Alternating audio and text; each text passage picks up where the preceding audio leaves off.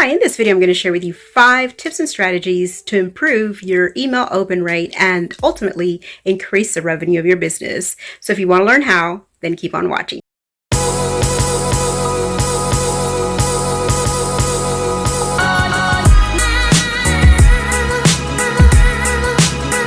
Welcome back. My name is Sylvia and I'm an online marketing strategist, and I help beginners with tips and strategies to improve their affiliate marketing. Subscribe to my channel for more informational videos like these, or check out my website for more free courses. Email marketing has been the #1 way to drive sales into my business. Some people say it's dead, but in my opinion, what's dead is basically old business models that they're still teaching out there. By the end of this video, you're going to have 5 best tips and strategies that you can take action on right away. So let's get started. Tip number 1 is adding a personal touch to your emails before you send them out. Before, I was super mortified about being super professional in my emails to the point where I was sounding like a robot, like it wasn't me sending them out. But the truth is, people can actually relate to you better if they can see it's a real person on the other side. So next time that you send out an email, make sure that you pretend like you're that you're sending an email out to like a friend or a relative, someone that you feel comfortable with, and then you can start to build that relationship with your subscriber. A tip is, next time that you send it, tell a story. For example, don't tell your whole life story, of course, but you can tell a story of something that happened to you that day, or someone you ran into, for example, or something that you are struggling with and that you finally was able to piece something together that you can share with your subscriber that may be even pertaining to the email that you're sending out. Tip number 2 is simplify your emails. Step into your own subscriber's shoes and see how easy it is to follow your own steps. And you can do this by opting in to your opt-in page, sales page, and see how easy it is. See how many steps you have. Is it easy to understand? Is it easy to follow? What can you remove or what can you add? I recently started using this tip per one of my mentors, and it made a big difference in my open rate. So I suggest you give it a go. People like to follow simple steps. It gets them to understand better what you're asking them to do in your call to action, or CTA. Instead, lay out some simple instructions using numbers and bulleted lists. Let me know in the comments if this tip is making sense to you, or what are your thoughts on adding a personal touch into your emails. Step number 3 is super important. Make sure that your emails have a single purpose. Don't write emails with many call to actions. For example, go read my blog post, or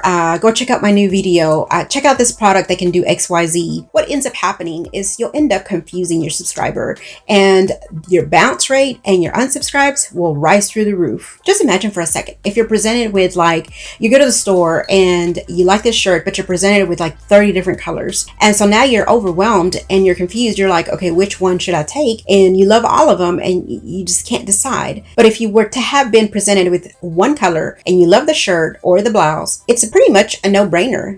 You buy it, no confusion, easy transaction, and you're out the door. Instead, keep it simple. 1 call to action, perhaps 2, but don't push it. The best way to find out is to basically split test and see which one gives you the highest open rate, whether it's more than 1 call to action or 1 call to action. Tip number 4 is avoid getting sent to spam. And a way to do this is to get your subscriber to whitelist your mail. Once your subscriber has opted in or subscribed to your list, give them instructions on how to whitelist your mail. Now, I have a link below that you can create your own template. Once you've created it, you can upload it to your website, your landing pages, and this will give you better chances of landing inside their inbox. And the 5th tip is avoid getting sent to spam in the first place, and that is by avoiding spammy words. Examples of spammy words that you need to avoid are work from home opportunities, using the word free too frequently in one email, guaranteeing, and these are just a few of the spammy words that you need to avoid. You can always Google spammy words to avoid, and you'll get a full list of hundreds that you can avoid, and this can help you not end up in the spam folder or promotional folder. Reasons why not to abuse these words: it can red flag your mail by mail services, internet providers, and ISPs, so avoid getting sent to the email blacklist. If you can reduce the use of these spammy words, you have a better chance of landing in your subscribers' inbox instead of the spam folder or promotion list folder. Now, I hope these tips and strategies have helped you, and you can put them into action immediately. One mistake I made in my business when I first started was not taking action. I ended up reading, and taking course after course, never felt ready. And so one of the worst mistakes you can make is not take action. And this is how we learn anyway. So if you never start implementing strategies, then you'll never really learn what works and what really doesn't. If you've enjoyed this video, please give it a like and subscribe to my channel for more informational videos like these. I have a video coming soon on how to revive a stale, silent list. So hit the notification bell so that you can get notified of when this video is uploaded.